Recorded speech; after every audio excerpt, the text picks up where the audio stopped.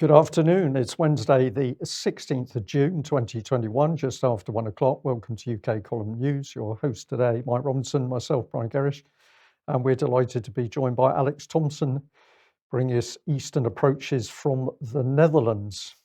Well, Joe Biden has arrived in Switzerland. Just 15 or 20 minutes ago, he arrived for the meeting with Vladimir Putin. This is the end of a whistle-stop tour at the G7 and then the NATO summit. It's not surprising, therefore, that it took him an absolute age to get out of the car because he must be knackered. But what are they going to be talking about? Well, who knows? It's the first meeting between the two, and of course, Biden claiming that he's going to undo a lot of the damage done by Trump. He's looking for a stable, predictable relationship with Russia. But he is pretty upset because he's claiming that Putin has been interfering in American elections. They're still banging that sad old drum, that he's provoked wars with people next door to him, and that he's seeking to crush dissent. And of course, that's with reference to Mr. Navalny and so on. It took Biden so long to get out of the car, by the way, they had to cut away to something else and then cut back to him. But there he is. On Putin's part, then, he's obviously upset that the US is supporting Ukraine's government. He's upset that the US is backing the likes of Navalny and also the Belarusian situation, and also NATO in Eastern Europe. So this was what Putin had to say to the US press. However, we have a saying in Russia, don't be mad at the mirror if you're ugly. And Alex, I think that sums the Russian position up pretty well. I'd be interested to see what your thoughts are on who is more correct in taking their position, because the Russians really do have a point with respect to NATO coming up against their borders. Well, NATO's position is, well, Russia's being aggressive. It's a bit pathetic. It is, Mike, and this does go all the way back to the era when James Baker was US Secretary of State in the George Bush Senior administration, and Shevardnadze was the foreign minister under Gorbachev. And there were gentlemen's agreements at that time, which, people shouldn't laugh that off. Gentlemen's agreements is how great powers form real, generational accords, that NATO would never go east of the Oder-Neisse line, the former border within Germany, let alone subsume Eastern Germany, Poland, and now the Baltic states, and be within a couple of hours' drive of St. Petersburg and Moscow. So this is really a 30-year contention. Shevardnadze and Gorbachev afterwards, although they were globalists themselves, admitted that they had been outsmarted by a senior and more devious class of globalists.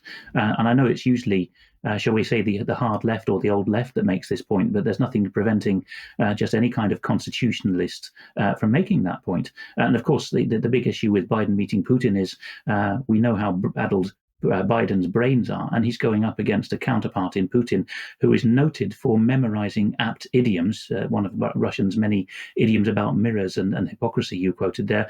But Putin also memorized statistics, which he'll be able to reel off dates, facts, and figures. I think he'll leave Biden in the dust.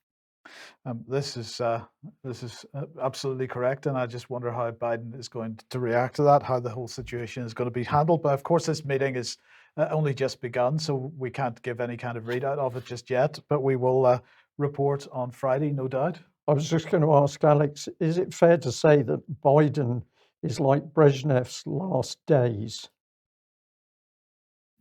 This is a point that Putin has been hinting at with his noted comment a couple of weeks ago, picked up by TASS news agency, that the United States is wandering the Soviet Union's path with a swing in its gait. With a confident gait. So he sees the United States heading for its dissolution moment. And of course, the big thing about Brezhnev's final days is that he was kept in aspic the last few years by that very nefarious figure, Andropov, who was head of the KGB. And basically, if you read the works of Christopher Story, the pen name of Edward Hall, Andropov and the KGB were holding Brezhnev hostage and not permitting him either to die or to speak of his own accord for several years. So that possibly is a key to what's happening now with the dead hand of the US spook state manipulating Biden. Yeah, I think that's a fair comment. Okay, let's come back to the UK then.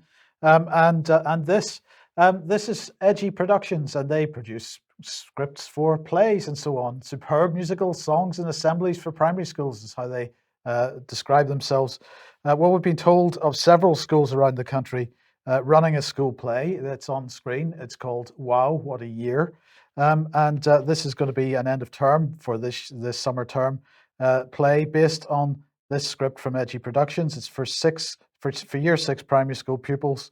And for anybody that's outside the UK, that means 11-year-olds who are just about to go from into some form of secondary education in September. And of course, it's at secondary level education, which is going to be trying to impose vaccination in schools. So what does it say there? It says where to start: homeschooling, empty supermarket shelves, social distancing, bubbles, tears, face masks, not being able to hug your grandparents. These have been extraordinary and challenging times, but through it all, heroes have emerged, and with a strength of spirit, hope in our hearts, and a sense of humor, we're coming out the other side. So what better way to commemorate our place in history than with a bloomin' good sing-song? That's what they say. 10% of the profits from this are going to go to the Captain Tom Foundation. So that's excellent. So let's have a look at what the script is all about. Well, this is the beginning. The teacher and her class reflect on the monumental events that have shaped our lives in recent times. They discuss the pandemic and how various aspects of lockdown have put us all in some quite challenging situations. As we look at snapshots of these situations, we see that amongst the sadness and frustration, there have been moments of hope, heroism, and even humor. And then there's a song, Wow, What a Year. It then goes on to say, the next stage is we celebrate these frontline workers whose amazing efforts provided a lifeline during lockdown. In a cinematic scene, we imagine them as a team of Marvel superheroes assembled to battle the evil foe. With kerpows aplenty, they emerge triumphant, but acknowledge the sacrifices and efforts made by all of us in this epic struggle. And that ends with a song called HERO. Then they consider all the rules and restrictions that they were subject to during lockdown, how confusing they could be, and how they seemed to change from one announcement to the next. We join 3 experts as they prepare to give another COVID briefing to the nation, in which they will outline their latest ideas to flatten the curve. Realizing that perhaps previous instructions had been less than straightforward, they decide to inject some pizzazz into today's briefing, hoping the message will really hit home. And the song in this case is Put That Mask On. The next stage then, however, there is a light at the end of the tunnel with the development and rollout of a vaccine. This has been the cause for celebration, and we take a fly on the wall look at how such celebrations may have taken place amongst the scientists responsible. And the song is A Shot in the Arm. And then finally, so here we are, having lived through our own place in history, we can now look to the future with hope. Things may take a while to get back to normal, but there will soon be possibilities and opportunities to make the most of and enjoy a chance at last to live our lives and be anything and everything we want to be. And the song is called Running Free. So this is what is being pushed to year 6 students, 11-year-olds. They will be making this play in a number of schools that we know of. And we're very keen to find out from people whether this is happening in their schools and your schools as well, because we'd like to know how widely spread this is around the country. Is this just a couple of schools that happen to have picked this up, or is there some central effort to push this out to primary schools right across the country? I'd be very keen to hear. Yeah, it immediately reminded me, Mike, of a company called Leading Light that was pushing out plays to do with suicide at the time when suicides were the big issue in South Wales, and we followed that through. I would guess there's going to be some centralised control, and I did notice the one eye for the boy in the cartoon picture that accompanied it, if people understand that significance. But of course, just a couple of days ago, the Telegraph here reporting children may need to get COVID jabs in order to avoid disruption to education in September. This is Chris Whitty making this statement. And a play like that certainly primes primary school pupils that are heading off to secondary school to be complicit in that. But Alex, what's going on from France, Les Echos here? Les Echos is the French equivalent of the Financial Times. It is the journal that all the movers and shakers in business subscribe to. And here, in the personage of its editor-in-chief, no less, Etienne Lefebvre, they are preaching that it's time to se vacciner pour les autres, to get jabbed for other people. This, of course, being the first time in the history of vaccination that such an idea has been pressed, but now it's mainstream. And if you tap again, you will see some detail of the argument that Mr. Lefebvre is making. He concludes his op-ed by saying that convincing parents in dialogue with the treating doctor that the jab is not dangerous for their child is a tailor-made measure to cover the last mile, the hardest to run. So there is an acknowledgement by the money, in France at least, that it is hardest to persuade parents to get their children jabbed. And this is even before we get on to the questions, of course, of efficacy and safety being open-ended, no long-term safety studies possibly existing yet. And with an eye to that previous piece that we had there about the children's musical in Britain, they sing "Put That Mask On." Is there a single study in the world, even to this day, 2 years into COVID, that pretends or purports to prove that masks have efficacy in stopping the relevant transmission? So I don't know, but Lefebvre is saying we need to go completely over to a propaganda system of telling parents your children need the jab for les autres. Yes, okay, thank you for that. Now, we'll move on to The Guardian here, because it was The Guardian that was the first to report this. COVID jabs become mandatory for care home staff in England. So they're saying COVID vaccinations are to become mandatory for care home staff in England under plans to be announced by ministers as they consider extending the move to all NHS staff. The controversial measure sets up a likely battle with staff in both services and could lead to the government being sued under European human rights law or equalities legislation for breaching the freedom of people who work in caring roles to decide what they put into their bodies. The Guardian understands that ministers will confirm they are pushing ahead with compulsory vaccination for most of the 1.5 million people working in social care in England, despite employer and staff organisations in the sector warning that it could backfire if workers quit rather than get immunised.